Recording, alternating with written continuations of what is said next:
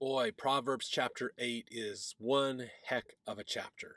We're going to get into some amazing stuff today that I'm really looking forward to. So this chapter we're getting into more about wisdom, and we see wisdom personified as an actual literal woman.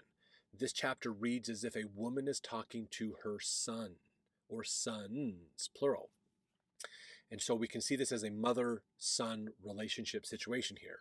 And it personifies this so much of wisdom and truth being female that really, and some people have speculated, and Jared Halverson and some of these other LDS scholars have talked about this, that if there was ever a chapter that was a bit of a letter from Heavenly Mother to her children, this is it.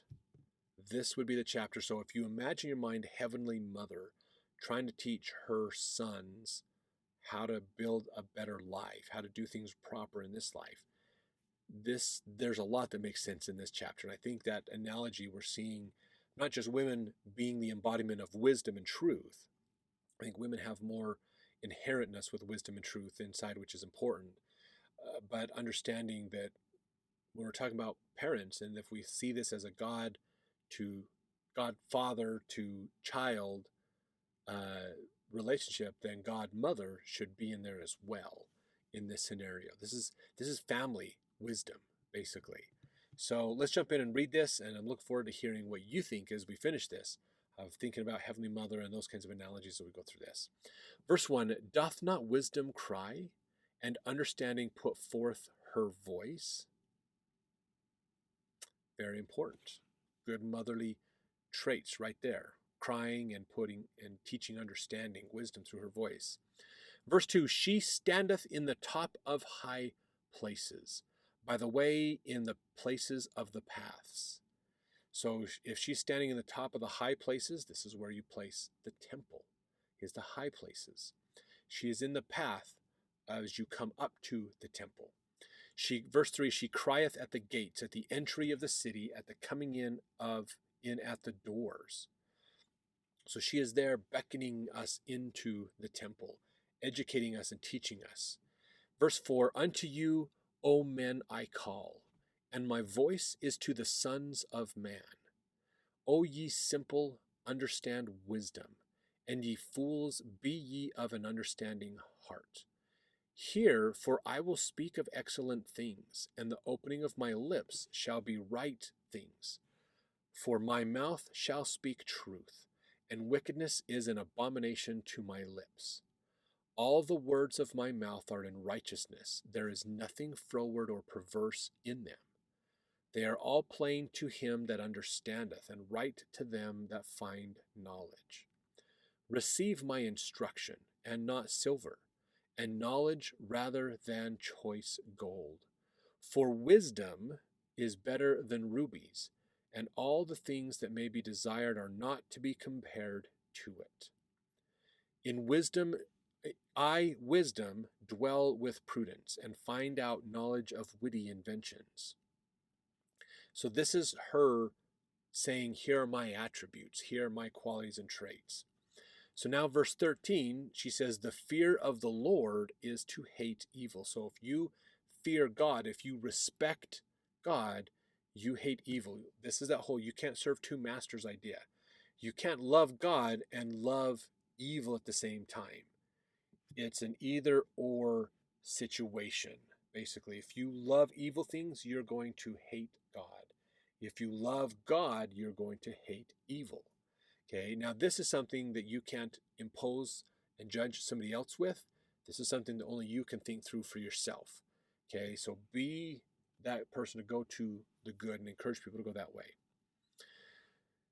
So she continues on here. Pride and arrogancy and the evil way and the froward mouth do I hate. So she agrees with God. I hate the same things he hates. Verse 14, counsel is mine and sound wisdom.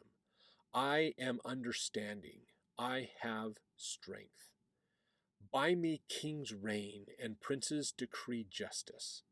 By me princes rule and nobles, even all the judges of the earth. So her wisdom, her abilities help people learn truth. and live those truths and build people up. So, verse 17, I love them that love me, and those that seek me early shall find me. So, this is really interesting. He says, we should not seek God in our life only when things are bad. We should be seeking the wisdom of God every day of our life, is really what this comes down to. Because if we love God and those seek me early, we're not waiting till we have a problem to ask Heavenly Parents for help. We are asking God for help before we have a problem. We are seeking Him actively ahead of time before we need Him. Excuse me, so that's what verse 17 is talking about. Verse 18, riches and honor are with me, yea, durable riches and righteousness. My fruit is better than gold, yea, than fine gold, and my revenue than choice silver. I lead in the way of righteousness, in the midst of the paths of judgment, that I may cause those that love me to inherit substance, and I will fill their treasures. So again, what she's talking about again is not worldly riches and wealth, but something more important, which is the knowledge and understanding of God and of our Savior and His atoning sacrifice. That's the doctrine of Christ. Her fruit is better than gold. Who's her fruit if this is Heavenly Mother? Her children. Who's her begotten Son? Jesus Christ. So you could see some analogy in there. Maybe it's a bit of a stretch to pull that together. But that's the thing is her teachings, her guidance is more important than all the wealth of the world. It will mean more to you. She has durable riches, meaning lasting riches, not temporary riches that can be stolen and taken away, but things that will last with you. So we see, it's fascinating because we see there's so many analogies for what she is saying here that connect up with the things that God talks about with His gospel as well. And we see in other places that gospel endureth forever, and it's always there, and it's more important than wealth. Knowing the salvation of your soul is well more important than wealth. We're going to be in the next life a lot longer than we're in this life. So let's focus on improving our next life. So what she's saying is completely lining up with what God has been telling us as well. And she agrees with God. Now, verse 22, the Lord possessed me in the beginning of His way, before His works of old.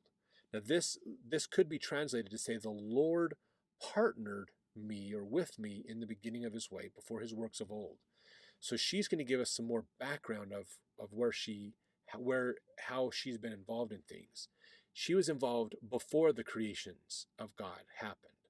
Verse 23, I was set up from everlasting, from the beginning or ever the earth was. And God talks about He is from everlasting to everlasting as well. Verse 24, when there were no depths, I was brought forth, when there were no fountains abounding with water. Before the mountains were settled, before the hills was I brought forth.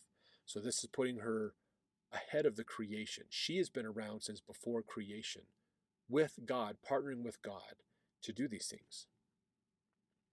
Verse 26, while as yet He had not made the earth, nor the fields, nor the highest part of the dust of the world, when He prepared the heavens, I was there.